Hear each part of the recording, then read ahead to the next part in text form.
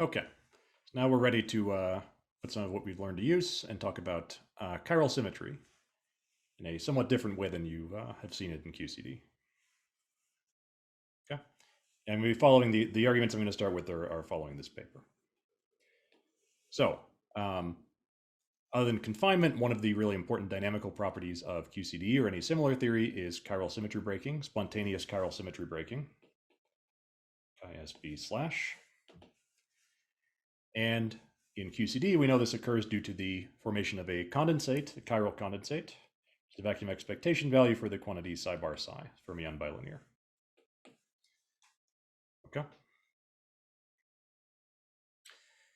So this object, of course, has vacuum quantum numbers.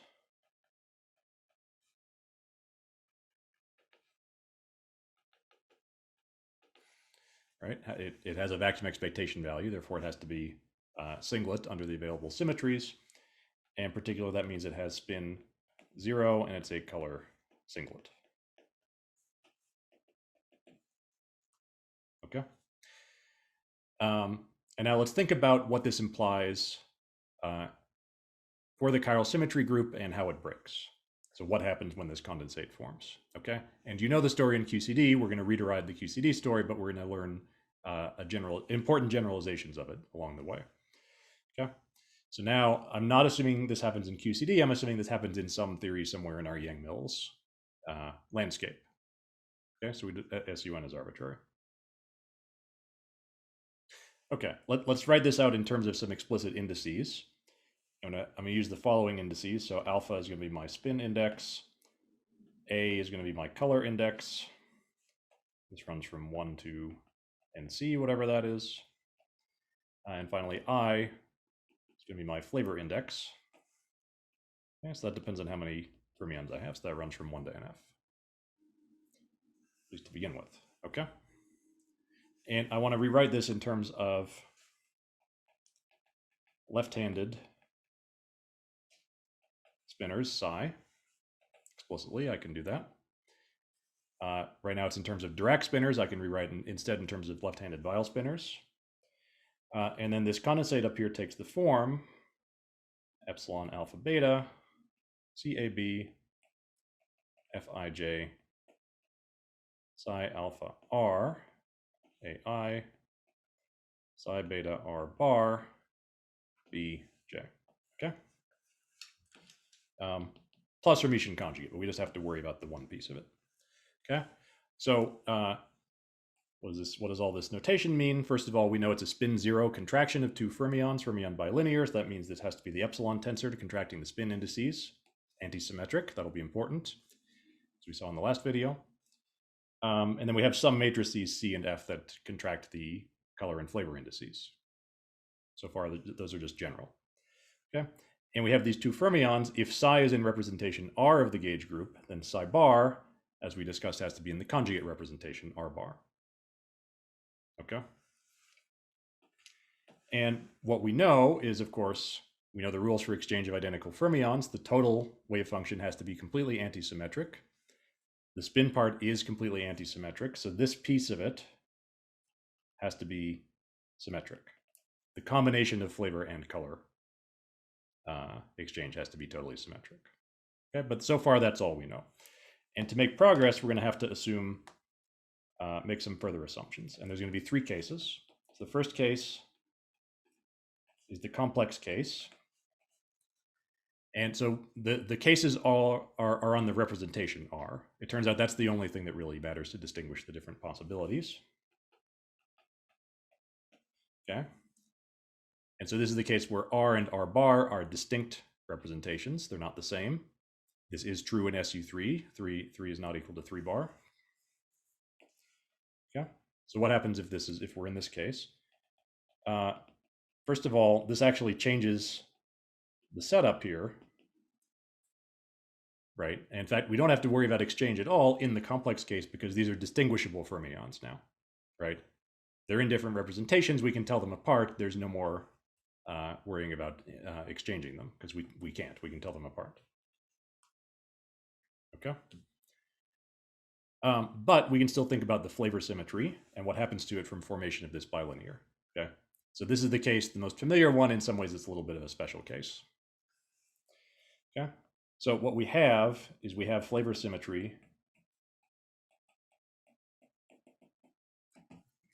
independently for both the left-handed and the right-handed spinners. Right, the conjugate of the conjugated one is we write as left hand, but left is just the conjugate of right. Okay, so for example, psi alpha r ai is can be rotated by some matrix xij, psi alpha r aj, and similarly for the r bar fermion. Okay, and the theory is invariant. The kinetic term is invariant under an arbitrary rotation as long as this is a unitary matrix. Okay, so with no condensate, with no fermion bilinear expectation value, just looking at the sort of free Lagrangian, we can identify that we have a symmetry, sort of a pair of disjoint flavor symmetries. So we have an SUNF for the left-handed or for the R spinners, and then we have an SUNF for the right-handed or the R bar spinners. Okay. Now, what happens when the condensate forms? So even though we don't need to worry about the symmetry of this expression, it's still useful to look at it. You can see that when the condensate forms, this will leave these same transformations invariant as long as the rotation that we apply to R and the one we apply to R bar cancel each other out, right? And so that means effectively we have to apply the same rotation to the spinner and the anti-spinner. And so that leaves us with a set of single unitary matrices that we can continue to rotate the theory by. So the remnant theory is a single SUN where we do the same rotation to both R and R bar, essentially, R and anti-R bar. Yeah. Actually, let me not write this way. Let me write in the standard notation. So we say that the initial chiral symmetry group SUN cross SU right goes to, after spontaneous breaking, a single copy of SUN. Okay. To identify as the vector combination of the two of them in other forms of the derivation. So SUN cross SUN breaks to SUN. Okay. It's a familiar story. This is how it works in QCD. Because in QCD, we have 3 is not equal to 3 bar, and so this applies. Okay. But of course, this is not the end of the story. This is case 1. So what else can happen? Okay. So we can also have the real case. Now, in the real case, the two representations are equal to each other. R equals R bar. And furthermore, we have that the color matrix, whatever its structure is, doesn't matter the detailed structure, but it's symmetric under exchange of the color indices. Okay. And in fact, this, you can think of this as the definition of a real representation. It's real if it's equal to the conjugate and this is true. Okay. So let's write out the bilinear again. We lost it from the last slide. So the form of the bilinear again with the indices written out is epsilon alpha beta DAB Fij psi alpha R AI psi beta, and now R equals R bar, so this is still an R Bj. Okay. And now this used to be an arbitrary color matrix. I've written it as DAB, and DAB satisfies the property that it's symmetric, as I said. DAB is equal to DBA. This implies immediately, from the symmetry properties of everything, that the flavor matrix also has to be symmetric. Okay, so we know that now immediately. That's imposed by the spin and color properties. Okay. Now, in this case, what's the initial chiral symmetry?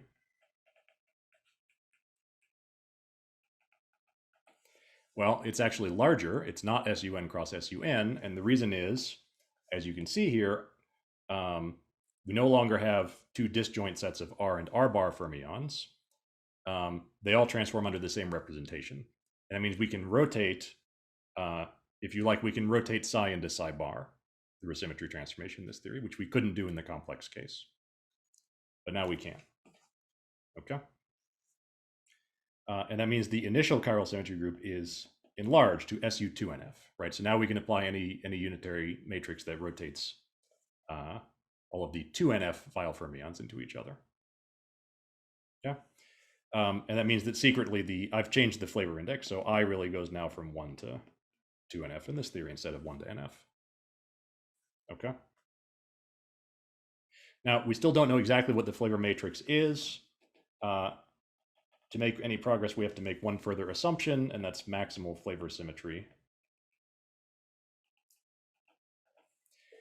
And it's sort of an assumption, but it's also just the statement of what's the form of Fij that will leave the largest residual group, right? So other more structured forms of this matrix that are still symmetric will break the group will break things down further to a smaller residual subgroup after chiral symmetry breaking. So we want to ask the question what the largest group is. Any other options are contained within this. And the maximal option turns out to be is if this is just the delta, Kronecker delta, the identity matrix. And in this case, you can prove, or you can see, or you can prove with a little bit of work. We may do an exercise on this. That the condensate being non-zero from above, if Fij is delta ij, I should be more organized. This leaves the residual group as SO2NF, the group of special orthogonal rotations. Okay. So that's the chiral symmetry breaking pattern in this case. Okay. Third case is what's known as pseudo-real. And this again means that R has to be equal to R bar. But now the other possibility is that the exchange under color is anti-symmetric.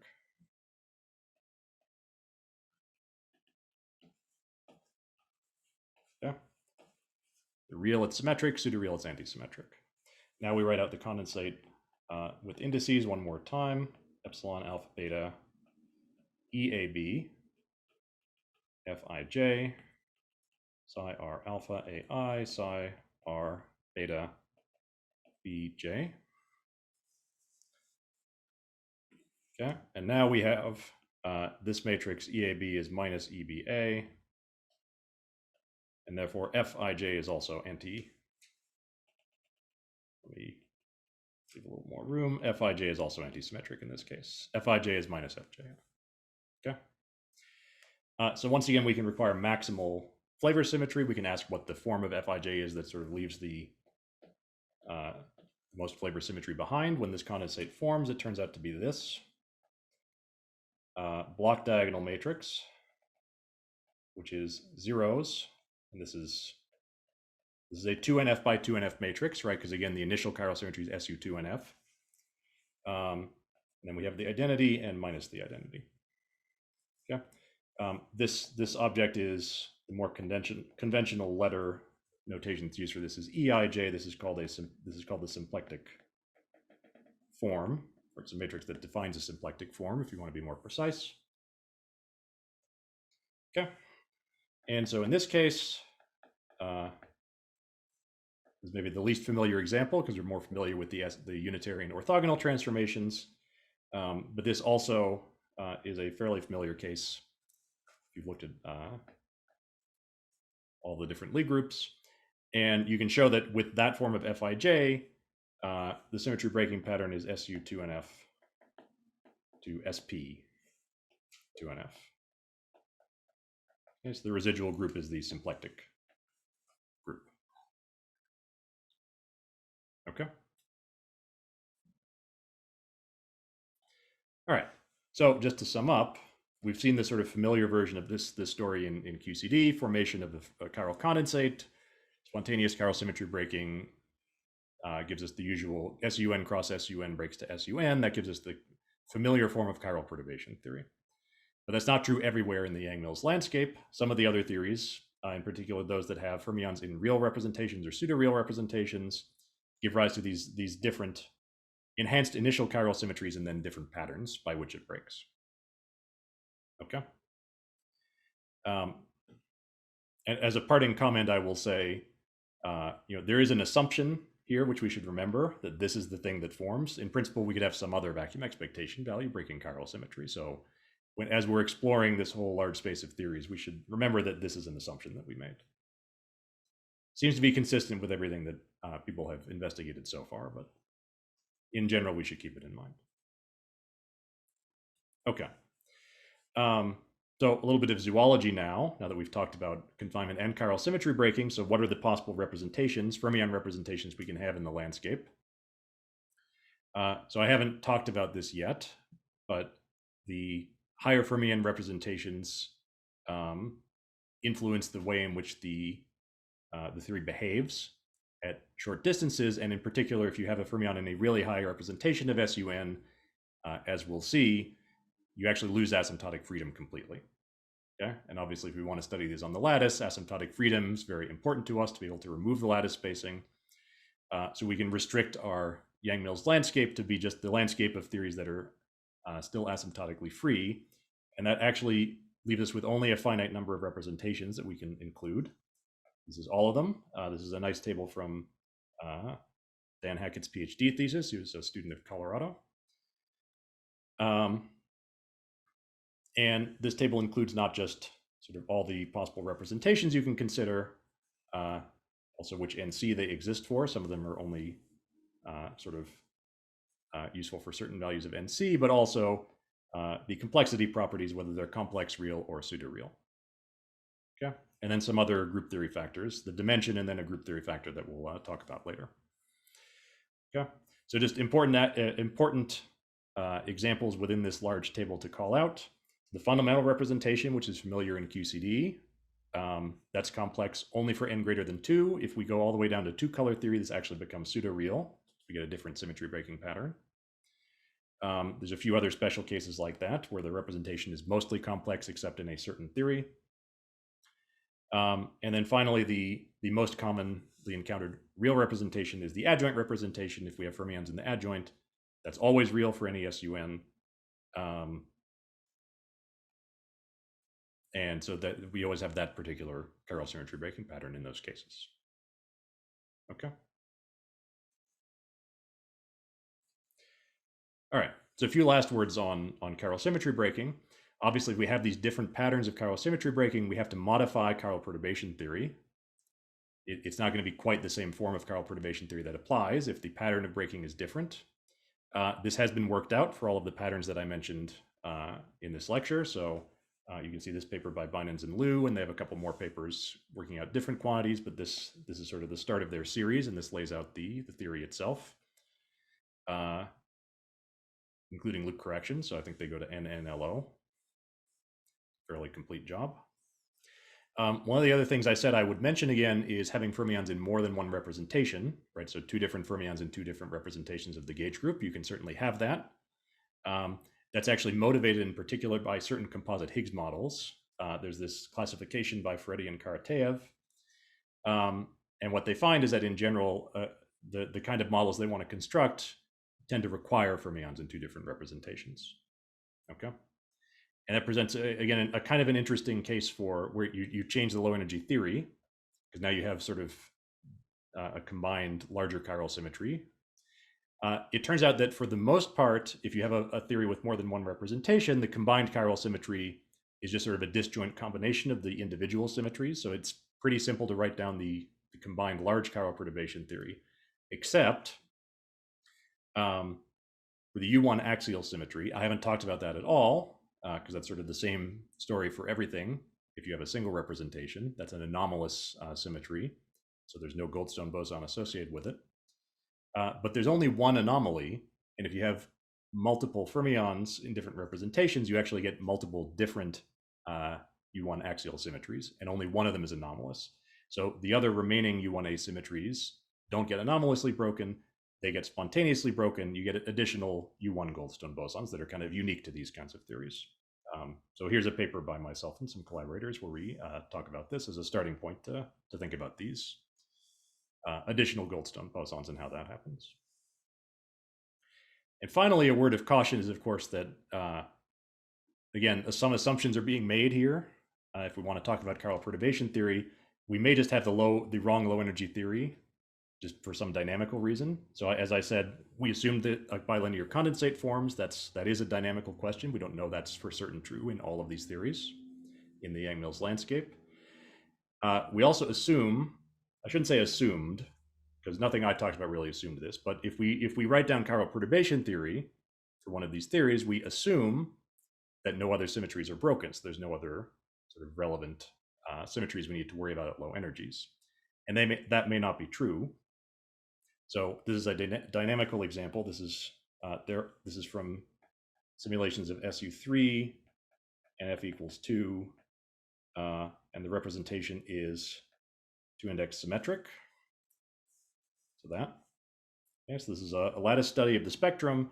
Don't worry about the heavier states here. The black states are the pions, which are tend to be the lightest states in the spectrum, right? Especially if your mass is light enough, they should be the lightest states in the spectrum.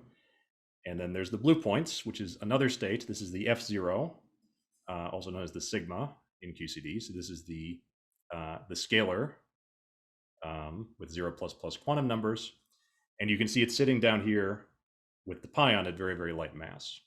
Okay, and this is a dynamical outcome that's been seen in this theory in a few other different lattice simulations, that this state is becoming light and sort of sitting down here with the pions. And that's a hint that the low energy theory has to include this state, right? You can't just write down chiral perturbation theory and ignore this. It's just as light as the other particles here. It has to be doing something. And people are sort of working towards describing this as this extra state as a dilaton, which would be a Goldstone boson associated with scale symmetry breaking. Okay. And so that you may have to extend your effective theory. Instead of using ordinary chiral perturbation theory, you have to use what's called dilaton chiral perturbation theory to describe these sort of models. Okay, this is still an active research question, so this is all fairly recent, but I'm sort of describing the what people suspect is happening.